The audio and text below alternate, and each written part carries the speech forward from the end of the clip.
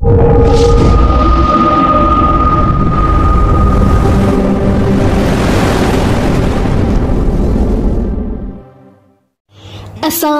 warahmatullahi wabarakatuh. Kembali lagi bersama channel YouTube Kepoin Islam. Apa kabar sahabat Islam semuanya? Semoga selalu dalam lindungan Allah Subhanahu wa taala. Di antara nabi dan rasul yang wajib diketahui, terdapat pula Nabi Musa. Nama lengkapnya adalah Musa bin Imran bin Kahis bin Azir bin Lawi bin Yakub bin Ishak bin Ibrahim. Allah Subhanahu wa taala berfirman, "Dan ceritakanlah Muhammad kisah Musa di dalam kitab Al-Quran. Dia benar-benar orang yang terpilih, seorang rasul dan nabi.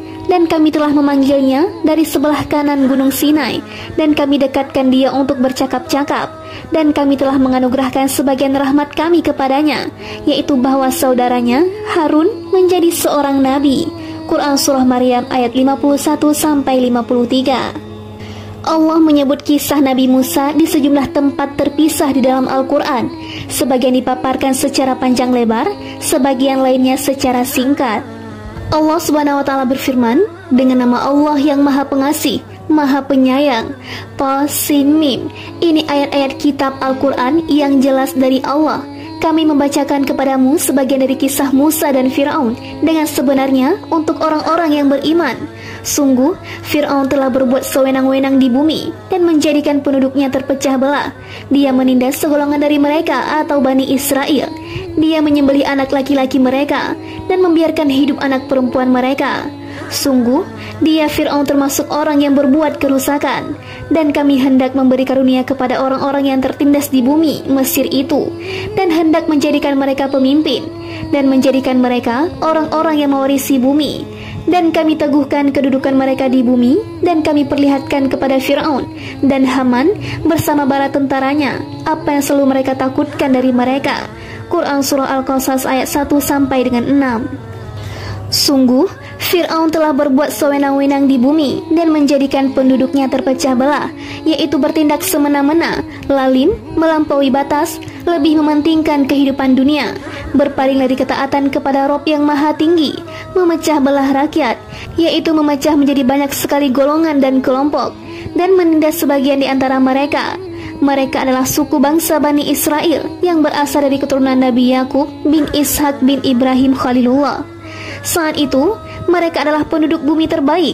Mereka berada di bawah kuasa Raja Tiran, zalim, kafir, dan keji yang memperbudak dan menggunakan tenaga mereka untuk pekerjaan-pekerjaan hina. Selain itu, dia menyembelih anak laki-laki mereka dan membiarkan hidup anak perempuan mereka. Sungguh, dia Fir'aun termasuk orang yang berbuat kerusakan. Faktor yang mendorong si raja melakukan tindakan keji ini adalah Bani Israel mempelajari suatu hal yang mereka riwayatkan dari Ibrahim, bahwa suatu saat nanti akan lahir seorang anak dari keturunannya yang akan menghancurkan kekuasaan Raja Mesir. Berita gembira ini pada saat terjadi insiden antara Sarah, istri Ibrahim Al-Khalil, dengan Raja Mesir, saat si raja berniat jahat terhadap Sarah, namun Allah menjaganya.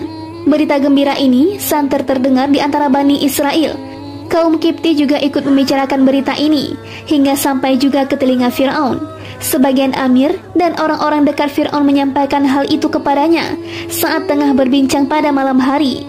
Waktu itu, Fir'aun langsung menginstruksikan untuk membunuh seluruh anak lelaki Bani Israel untuk mengantisipasi kelahiran anak yang dimaksud. Tapi apa boleh buat, kewaspadaan sama sekali tidak bisa menghindari takdir. As-Suddi meriwayatkan dari Abu Salih dan Abu Malik, dari Ibnu Abbas, dari Murrah, dari Ibnu Mas'ud, dari sejumlah sahabat. Suatu ketika Fir'aun bermimpi seakan-akan api datang dari arah Baitul Maqdis, lalu membakar rumah-rumah Mesir dan seluruh kaum Kipti. Namun api tersebut tidak membahayakan Bani Israel. Saat bangun, Fir'aun merasa takut oleh mimpi itu. Ia kemudian mengumpulkan seluruh paranormal dan tukang sihir. Fir'aun bertanya kepada mereka terkait mimpi itu. Mereka berkata, akan lahir seorang bayi lelaki dari kalangan mereka atau Bani Israel. Ia akan menghancurkan penduduk Mesir. Sebab itulah Fir'aun memerintahkan untuk membunuh anak-anak lelaki dan membiarkan hidup anak-anak perempuan. Oleh karena itu Allah Subhanahu wa taala berfirman, dan kami hendak memberi karunia kepada orang-orang yang tertindas di bumi Mesir itu. Mereka adalah Bani Israel. dan hendak menjadikan mereka pemimpin dan menjadikan mereka orang-orang yang mewarisi bumi, yaitu kelak mereka akan menguasai kerajaan dan negeri Mesir, dan kami teguhkan kedudukan mereka di bumi, dan kami perlihatkan kepada Fir'aun dan Haman bersama bala tentaranya apa yang selalu mereka takutkan dari mereka, yaitu yang lemah akan kami jadikan kuat, yang tertindas akan kami jadikan menang, dan yang hina akan kami jadikan terhormat. Ini semua berlaku untuk Bani Israel, seperti yang Allah sampaikan. Dan kami wariskan kepada kaum yang tertindas itu bumi bagian timur dan bagian baratnya yang telah kami berkahi. Dan telah sempurnalah firman Rabb-Mu yang baik itu sebagai janji untuk Bani Israel disebabkan kesabaran mereka. Dan kami hancurkan apa yang telah dibuat Fir'aun dan kaumnya dan apa yang telah mereka bangun. Quran Surah Al-A'raf ayat 137. Dan firman-Nya, kemudian kami keluarkan mereka atau Fir'aun dan kaumnya dari taman-taman dan mata air, dan dari harta kekayaan dan kedudukan yang mulia. Demikianlah, dan kami anugerahkan semua itu kepada Bani Israel. Quran Surah Asy-Syu'ara ayat 57-59. Intinya, Fir'aun sangat mewaspadai agar Musa tidak lahir, hingga menunjuk sejumlah lelaki dan dukun beranak untuk memeriksa para wanita hamil dan mendata waktu kelahiran mereka. Jika ada yang melahirkan anak lelaki, si bayi langsung disembelih oleh para algojo seketika itu juga. Menurut versi ahli kitab, Fir'aun menyuruh untuk membunuh anak lelaki dengan maksud untuk memperlemah kekuatan Bani Israel, sehingga mereka tidak bisa melawan Fir'aun saat terjadi peperangan di antara mereka. Versi ahli kitab ini perlu dikaji lebih jauh, karena perintah untuk membunuh anak-anak lelaki yang dimaksud baru diinstruksikan Fir'aun setelah Musa diutus sebagai nabi. Seperti yang Allah sampaikan, maka ketika dia Musa datang kepada mereka membawa kebenaran dari kami, mereka berkata, bunuhlah anak-anak laki-laki dari orang-orang yang beriman bersama dia, dan biarkan hidup perempuan-perempuan mereka.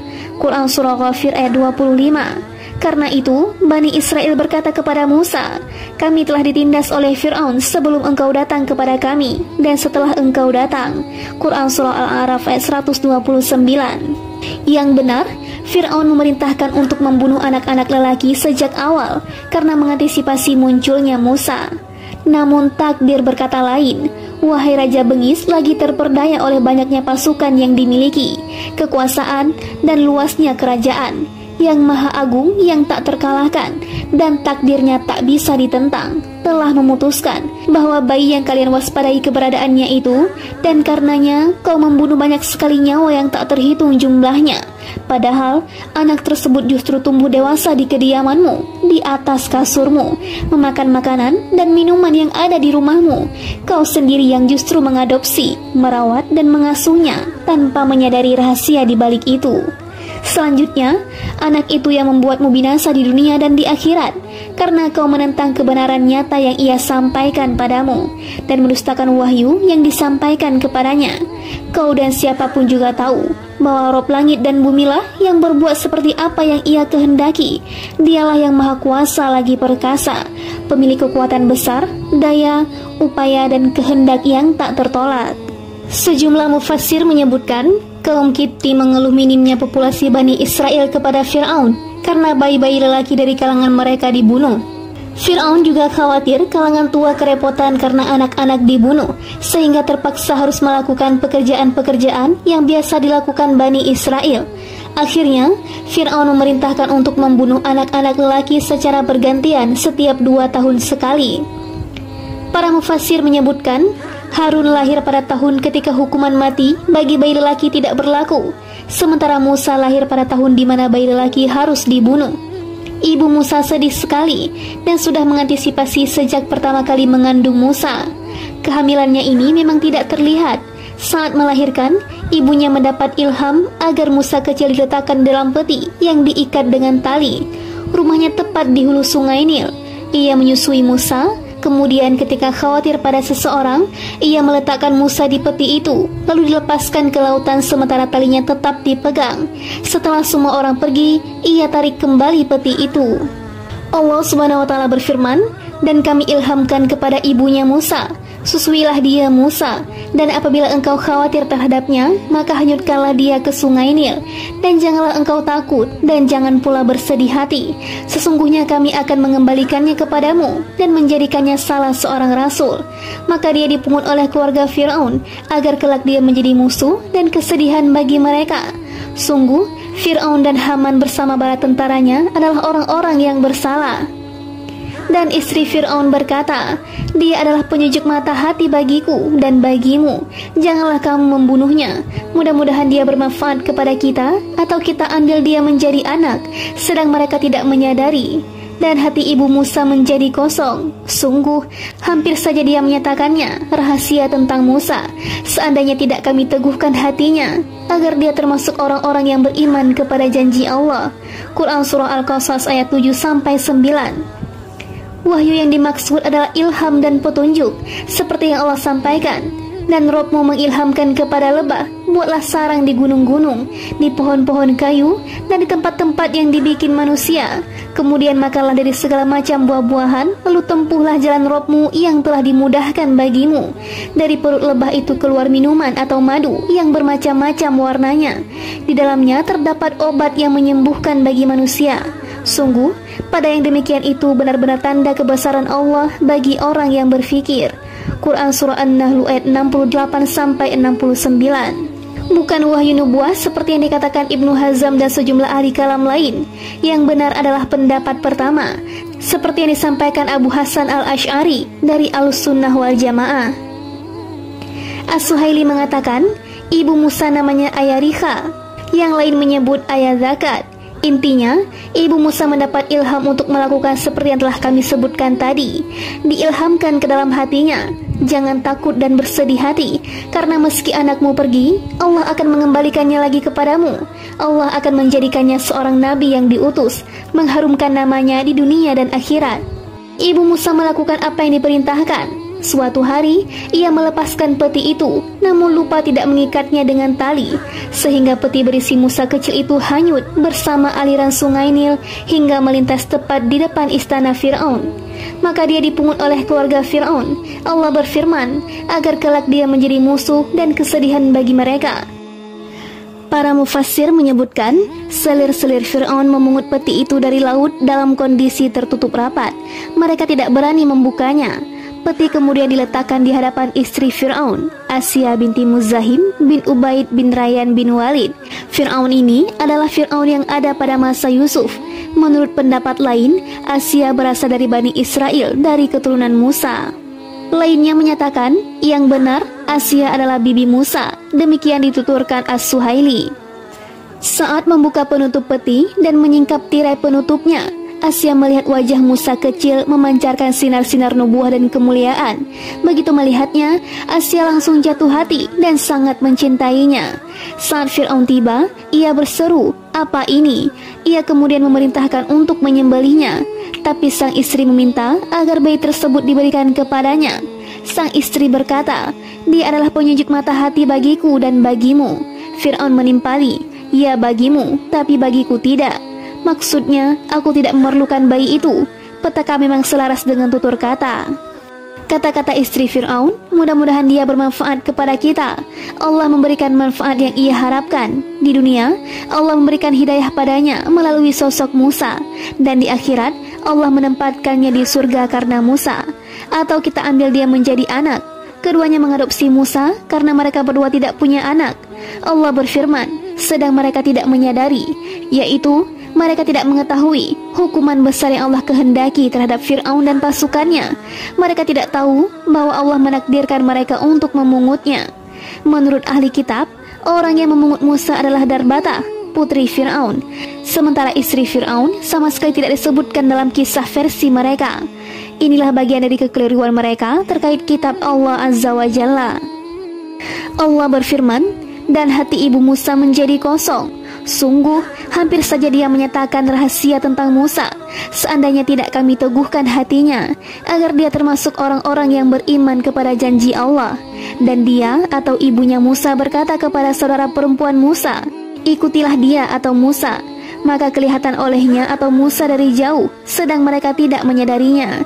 Dan kami cegah dia Musa menyusu kepada perempuan-perempuan yang mau menyusuinya.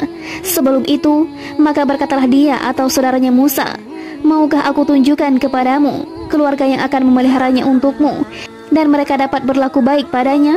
Maka kami kembalikan dia atau Musa kepada ibunya, agar senang hatinya dan tidak bersedih hati, dan agar dia mengetahui bahwa janji Allah adalah benar, tetapi kebanyakan mereka tidak mengetahuinya. Quran Surah Al-Qasas ayat 10-13.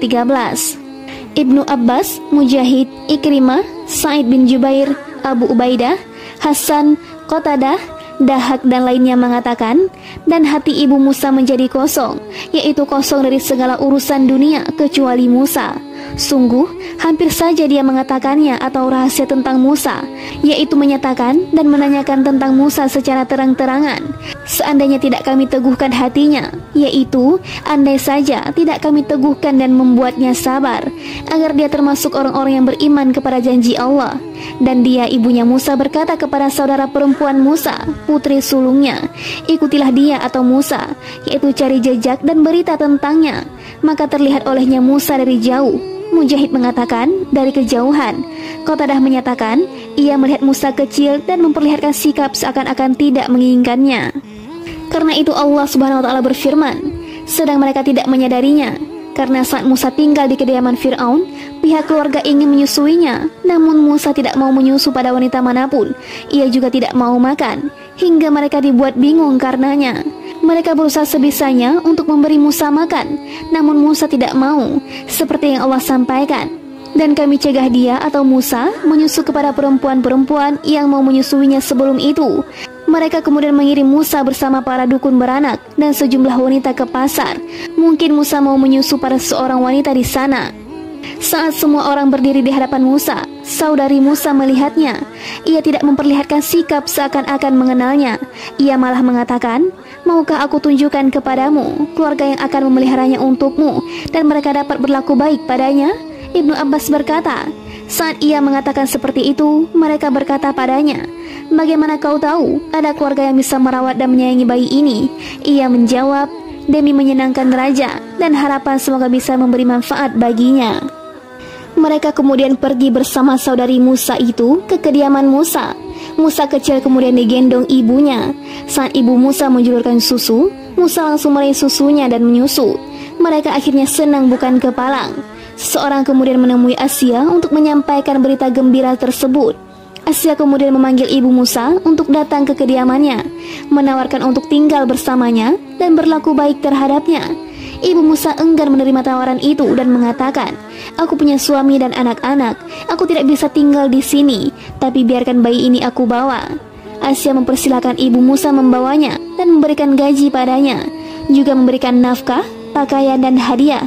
Akhirnya, ibu Musa bisa membawa Musa kembali pulang. Dan Allah menyatukan kembali di antara keduanya setelah berpisah. Allah Subhanahu wa taala berfirman, maka kami kembalikan dia Musa kepada ibunya agar senang hatinya dan tidak bersedih hati, dan agar dia mengetahui bahwa janji Allah adalah benar, yaitu seperti yang telah kami janjikan untuk mengembalikan Musa, dan ia kami jadikan seorang rasul. Ini menunjukkan bahwa berita gembira akan kerasulan Musa benar adanya, tetapi mereka tidak mengetahuinya. Allah menyebut karunia tersebut pada malam hari kala berbicara dengannya. Allah berfirman, dan sungguh kami telah memberi nikmat kepadamu pada kesempatan yang lain sebelum ini, yaitu ketika kami mengilhamkan kepada ibumu sesuatu yang diilhamkan, yaitu letakkanlah dia Musa di dalam peti, kemudian hanyutkanlah dia ke sungai Nil. Maka biarlah arus sungai itu membawanya ke tepi. Dia akan diambil oleh Fir'aun, musuhku dan musuhnya. Aku telah melimpahkan kepadamu kasih sayang yang datang dariku. Siapapun yang melihat Musa pasti mencintainya, dan agar engkau diasuh di bawah pengawasanku. Quran Surah Taha ayat 37-39. Qatadah dan sejumlah salaf lain menyatakan, yaitu kau diberi makan paling enak dan diberi pakaian terbaik. Itu semua berada di bawah pengawasan dan penjagaanku. Aku tentukan hal-hal yang tidak mampu dilakukan siapapun selainku, yaitu Ketika saudara perempuanmu berjalan, lalu dia berkata kepada keluarga Fir'aun, "Bolehkah saya menunjukkan kepadamu orang yang akan memeliharanya? Maka kami mengembalikanmu kepada ibumu, agar senang hatinya, dan tidak bersedih hati.